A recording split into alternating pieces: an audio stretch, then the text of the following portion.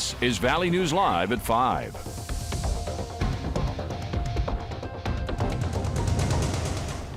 Good afternoon, everyone. Mental health is at the forefront of many discussions and concerns for families here in the Red River Valley.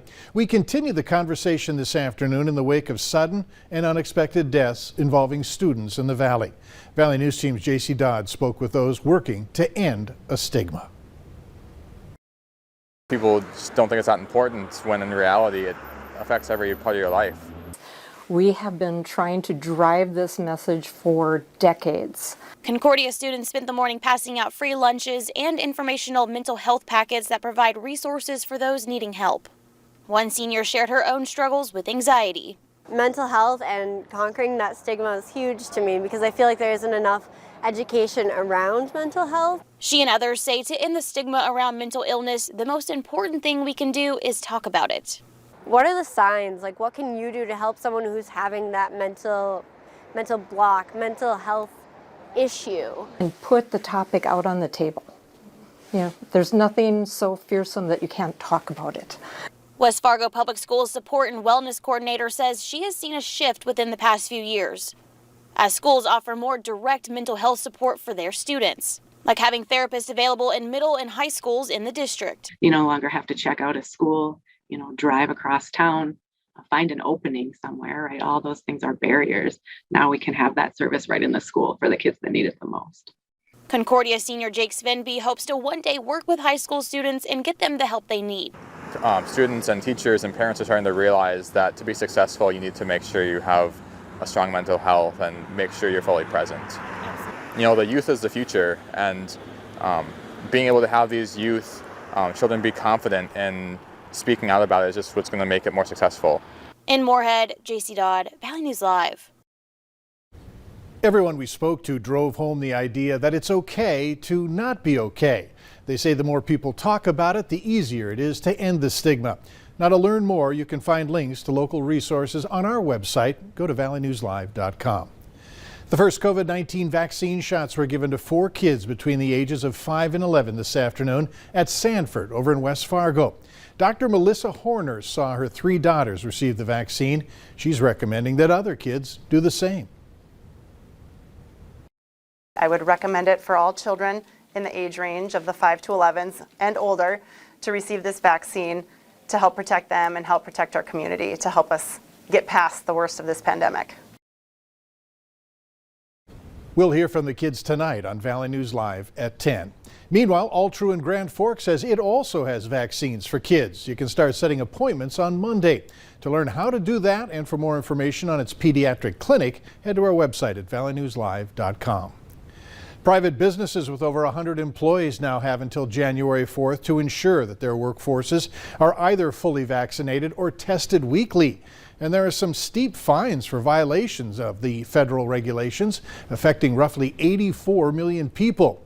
Follow an executive order from President Biden in September, any employer failing to meet the requirements could face nearly $14,000 in fines for each worker who's out of compliance. This is not about freedom or personal choice. It's about protecting yourself and those around you. I don't believe that the government has any right to be involved in my medical decisions. President Biden also issued vaccine requirements across the federal workforce and healthcare sector. The White House announcing today it's extending the deadline for federal contractors to get fully vaccinated from December 8th to January 4th. Thanks to all of our viewers who sent in some beautiful photos from last night of a beautifully lit up sky, like this one that was taken in Harwood. Hutch is here now with even more photos, and he's going to let us know if we'll be able to see the Northern Lights this evening. Hutch? Mike, thanks so much. A lot of gorgeous photos uploaded, over 50 of them. Go to our website. You can see more there. Check this one out here. There's a whole gang out there hanging out. We're the Northern Lights last night. David, thanks for uploading your photo. Check this one out too. A lot of color in the display last night. It's better than I actually expected it. And this one also capturing something going overhead there, likely with a longer exposure. That was probably a satellite. Take a look at this. War Road lit as well. We got pictures from all over. Brendan, thank you so much for sharing your photo. And look at the color in this.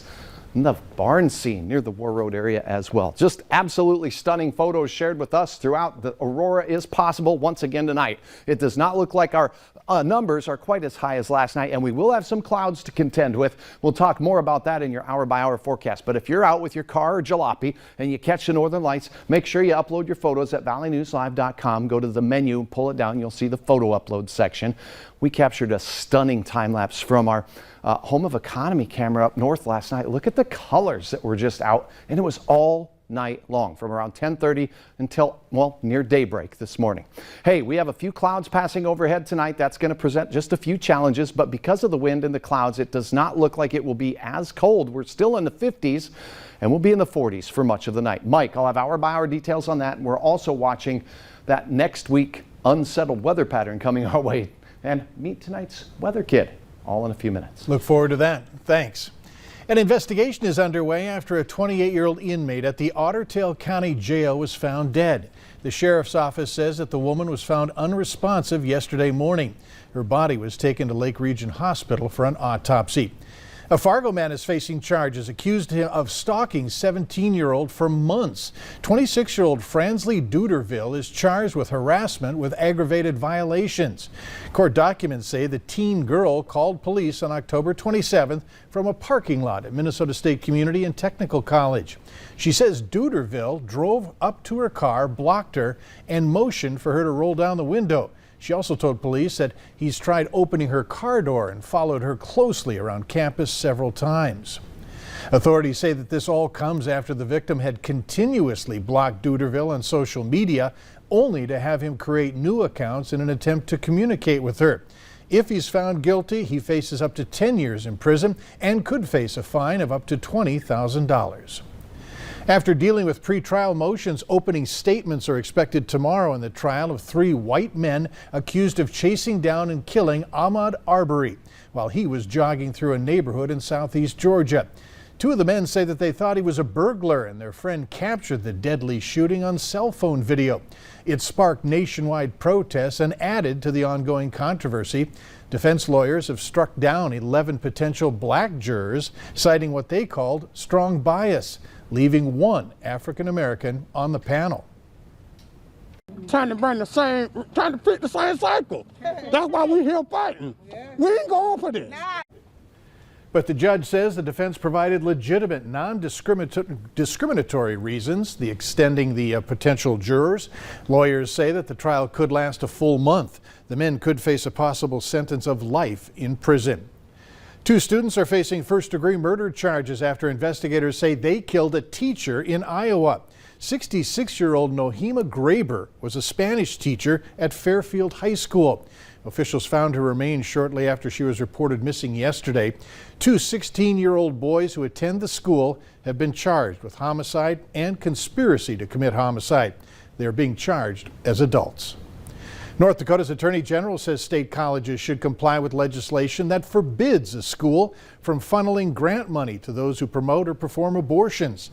The opinion came after an inquiry from the North Dakota University System Chancellor, who asked if the legislation was constitutional. It was aimed primarily at preventing NDSU from funneling federal grant money to Planned Parenthood for sex education. Minnesota hunters have had a hard time finding the supplies that they are going to need as they gear up for this weekend's deer hunting opener.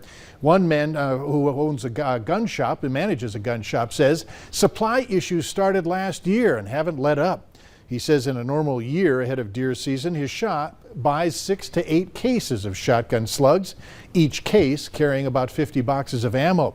Now he says he's lucky if he can buy 1 case. That means limiting how much hunting ammo customers can buy, along with higher prices. So that's got a lot of people coming in, last minute preparation, sighting in guns, trying to find ammo. When you do find it, you buy it and it's gone quick. If you're struggling to find a shotgun slug or a box of shells, you could always get a different hunting firearm. Other tips include contacting members of your hunting group to see if they have any ammo to spare, and buying in bulk whenever you get the opportunity. There's now a quicker way to get to Orlando, and right now prices are pretty cheap. Frontier Airlines just launched nonstop flights between Fargo and Orlando International. Frontier is offering introductory fares as low as $59. For more information, head to our website. Go to valleynewslive.com. Online shopping became the new normal during the pandemic, and to offset the hit small businesses took across the state due to closures, Shop North Dakota was created. You can shop the site on the website that's listed on your screen. Stick around after the break. Some things that you can do now that will help your early risers when we fall back this weekend. And a lot to talk about in weather, including the chance of the aurora, which is back at it tonight, potentially. We'll have the latest on that. We're looking at that Friday deer opener forecast and, of course, an update to our unsettled weather pattern that takes hold next week. Will it be a big storm? I'll have an update for you. Join me. Weather is next.